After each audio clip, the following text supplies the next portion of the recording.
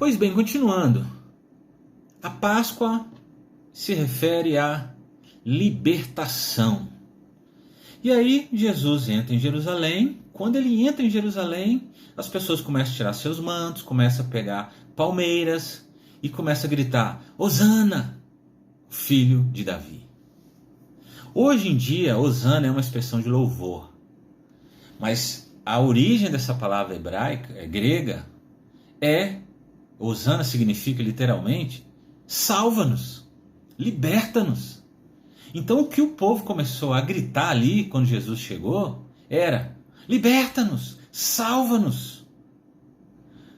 Normalmente quando tinha a Páscoa em Jerusalém, Roma aumentava seus exércitos ali, suas tropas ali, justamente por causa desse clamor de libertação, que é a Páscoa. Então, o que acontece? Quando os discípulos, quando a multidão começa a gritar: Hosana, Hosana, filho de Davi, os fariseus chegam ali para Jesus e falam: Jesus, fala para o povo ficar quieto aí, porque isso aqui vai complicar. Começar a gritar: liberta-nos, liberta, com os romanos aqui. Jesus vira para ele e diz: olha, se eles se calarem, as pedras vão clamar. E depois disso, olha o que acontece. Segundo Lucas,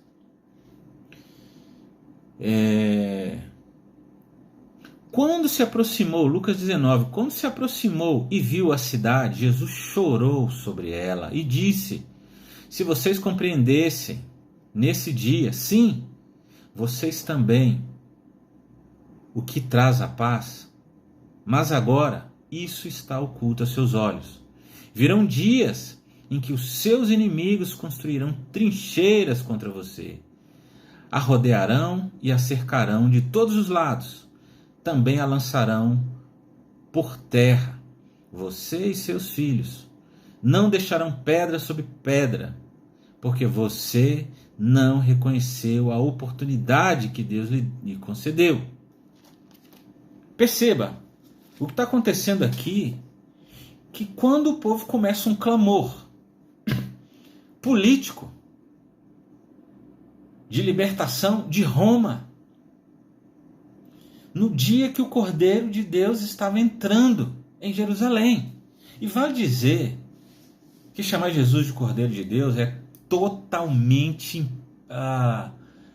relevante, porque há 3 anos antes, João Batista já tinha declarado que Jesus era o Cordeiro de Deus, que tira o pecado do mundo. O maior de todos os profetas já estava pregando isso há quase 3 anos atrás.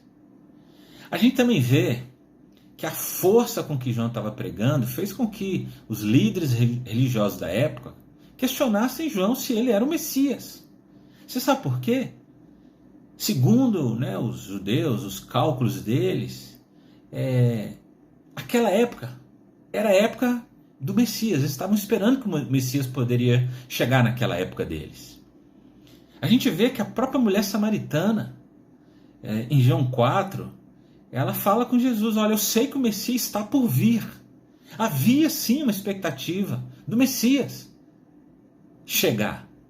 E aí quando Jesus entra em Jerusalém, que o povo fala: esse é o filho de Davi, Hosana.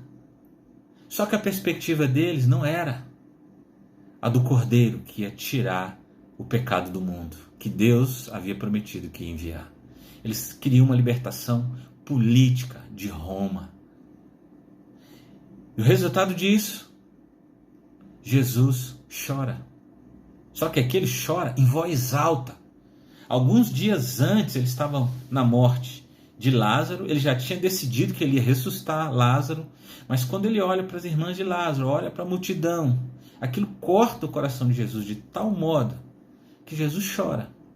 E a palavra que está escrita que Jesus chorou em João 11 é que Jesus ficou tão comovido que escorreu lágrimas no seu rosto. Mas aqui não.